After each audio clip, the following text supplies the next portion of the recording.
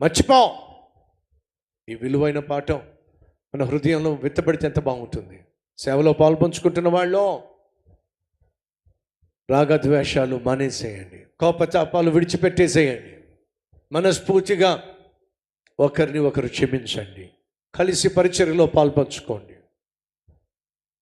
సహోదరి సహోదరుల్లో హృదయంలో కోపం పెట్టుకోకండి, హృదయంలో ద్వేషం పెట్టుకోకండి, హృదయంలో ఆయాసం పెట్టుకోకండి, మత్సరం పెట్టుకోకండి, పగ పెట్టుకోకండి. నువ్వు క్షమించినప్పుడే పగ ఉంటుంది, క్షమించినప్పుడే కోపం ఉంటుంది, క్షమించినప్పుడే ద్వేషం ఉంటుంది, క్షమించినప్పుడే ఆయాసం ఉంటుంది. క్షమించేసి, మనస్ఫూర్తిగా క్షమించేసి. అయ్యా అమ్మా, నీ ఆత్మ విలువైంది. వింటున్నావా అయ్యా? నీ ఆత్మ విలువైంది. అది పరలోకానికి వెళ్ళాలంటే అందరినీ క్షమించేసేయాలి. అమ్మ వింటున్నావా? నీ ఆత్మ విలువైంది. నీకోసం అయ్యా, నీకోసం యేసయ్య ప్రాణం పెట్టాల్సి వచ్చింది. అంత ఖరీదైంది నీ ఆత్మ. అంత ఖరీదైన నీ ఆత్మను కోపతాపాలతో నరకానికి ఎందుకు తీసుకెళ్తావు? అంత విలువైన నీ ఆత్మను చిన్న చిన్న తప్పులు చేసిన వారిని క్షమించలేక ఎందుకు అనవసరంగా వాళ్ళ మీద ద్వేషాన్ని పెంచుకుంటావు? వదిలిపెట్టేసే, క్షమించేసే, ప్రశాంతంగా జీవించు. హృదయపూర్వకంగా చెప్పు ప్రభువుకి, క్షమించేశానయ్యా. నాలో ఏ ఆయాసము లేదయ్యా, నాలో ఏ కోపము లేదయ్యా. వాళ్ళు కనిపిస్తే మనస్ఫూర్తిగా మాట్లాడతానయ్యా, మనస్ఫూర్తిగా క్షమించేశా కదయ్యా. కోపాన్ని ప్రదర్శించనయ్యా, పగను ప్రదర్శించనయ్యా, ద్వేషాన్ని కనపరచనయ్యా, మనస్ఫూర్తిగా మాట్లాడతానయ్యా. క్షమించేశాయి.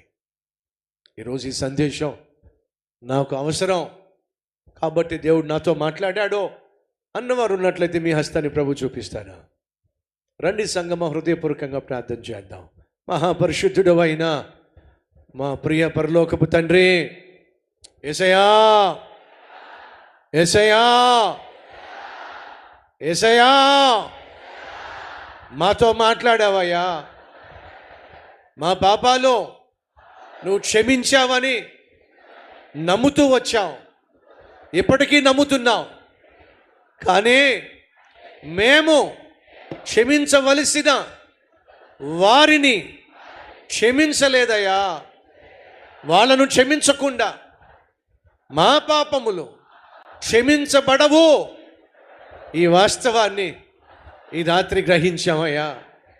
నాయనా, మా ఎడల తప్పు చేసిన ప్రతి ఒక్కరిని క్షమించేస్తున్నామయ్యా.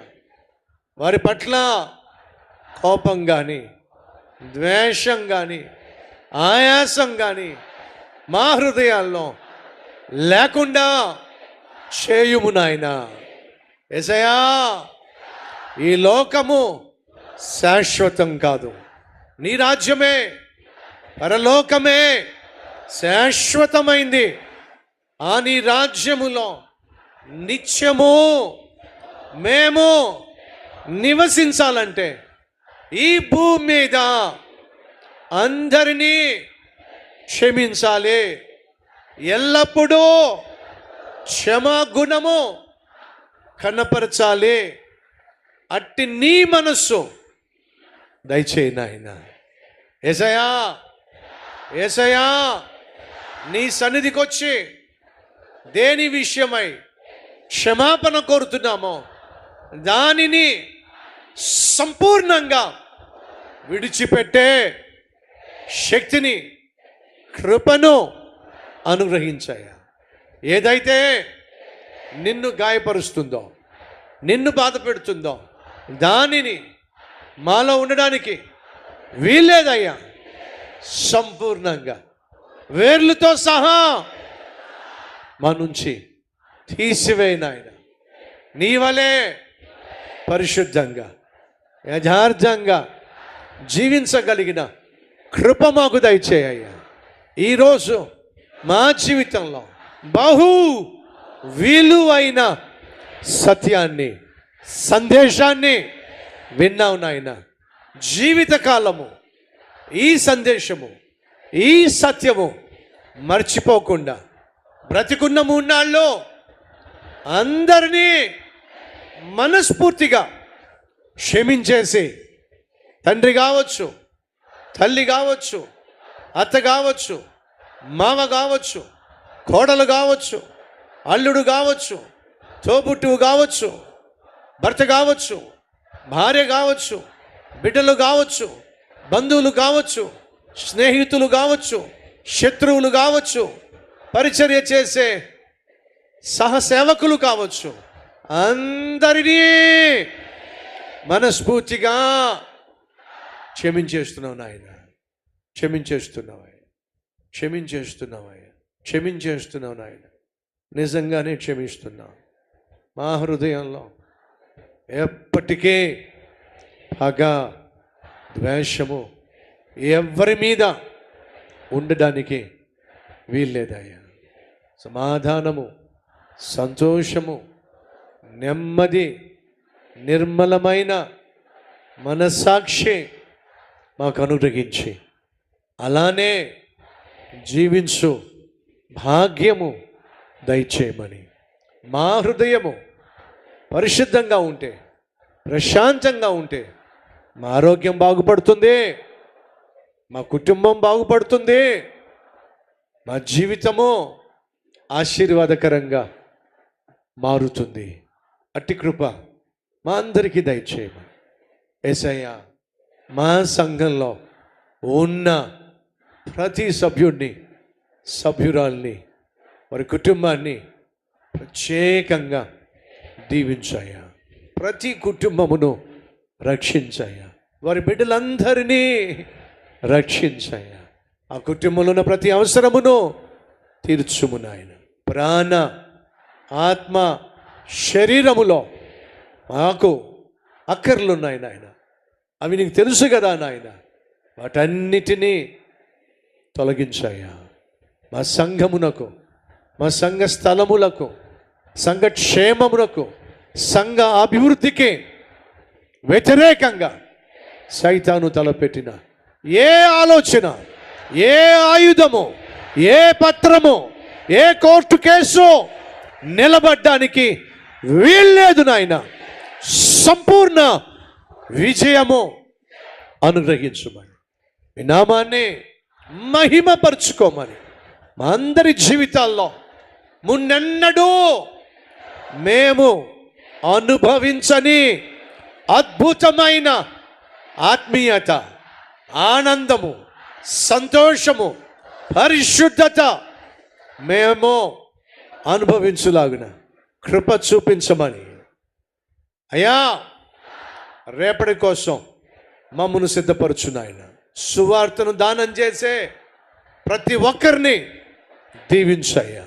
మందిర నిర్మాణం కోసం సహాయం చేసే ప్రతి కుటుంబాన్ని ఆశీర్వదించయ్యా.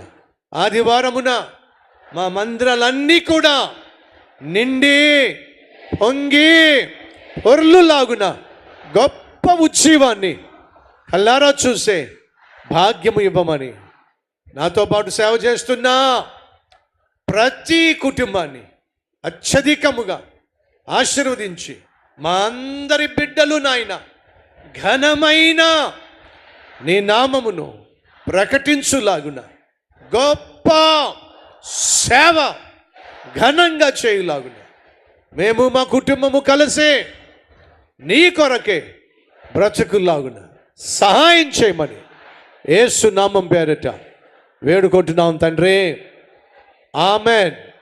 తండ్రి, కుమార, పరిశుద్ధాత్మ త్రియేక దేవుని దీవెన సదాకాలం మీ అందరికీ తోడై ఉండుగాక. ఆమెన్. మనం చేసిన ప్రార్థన దేవుడు ఆలకించాడన్న వారు గట్టిగా చప్పట్లు కొడతారా? మర్చిపోకండి, ప్రతి శనివారం ఉదయం 6 గంటలకు, అనగా రేపు ఉదయం 6 గంటలకు మన కల్వరి టెంపుల్లో బాప్తిజాలు ఉన్నాయి. ఎవరైనా ఒకవేళ రక్షించబడి బాప్తిజం తీసుకోవాలని ఆశపడుతున్నట్లయితే వచ్చి ఉదయం 6 గంటలకు ఉన్నటువంటి బాప్తిజాల్లో పాల్పంచుకోవాల్సిందిగా కోరుతున్నాను. రేపు సాయంత్రం యథావిధిగా 5:30 గంటలకే ఉపవాస ప్రార్థన స్టార్ట్ అవుతుంది. 8:30 గంటలకల్లా ముగుస్తుంది. లైవ్లో ఉన్నవాళ్ళు సంఖ్యాకాండము నుండి కనాను దేశమును సంచరించిన ఇశ్రాయేలీలలో మంచి సమాచారం తీసుకొచ్చిన వారి పేర్లేమిటి? యెహోషువ మరియు కాలేబు. ఈ ప్రశ్నలకు జవాబు ఇచ్చినటువంటి వారిని అభినందిస్తున్నాను. ఈరోజు ప్రశ్న, తలుపులు తీసేసేయండి. ఈరోజు ప్రశ్న ద్వితీయోపదేశ కాండము నుండి యెహోవా సేవకుడైన మోషే ఏ దేశంలో మృతి పొందెను? దీనికి జవాబు కనిపిస్తున్న నెంబర్కి వెంటనే పంపించండి. అలాగే చదవవలసినటువంటి బైబిల్ పుస్తకాలు సంఖ్యాకాండం 4వ అధ్యాయం నుండి 33వ అధ్యాయం వరకు ఈరోజు ఖచ్చితంగా చదివేసేయాలి. రేపు సంఖ్యాకాండం 34 నుంచి 36 వరకు, ఆ తర్వాత ద్వితీయోపదేశ కాండం 1 నుంచి 27వ అధ్యాయాల వరకు రేపు చదవాల్సి ఉంటుంది. రేపు సాయంత్రం మళ్ళీ కలుసుకుందాం. అంతవరకు సెలవు. షలోమ్. Good night.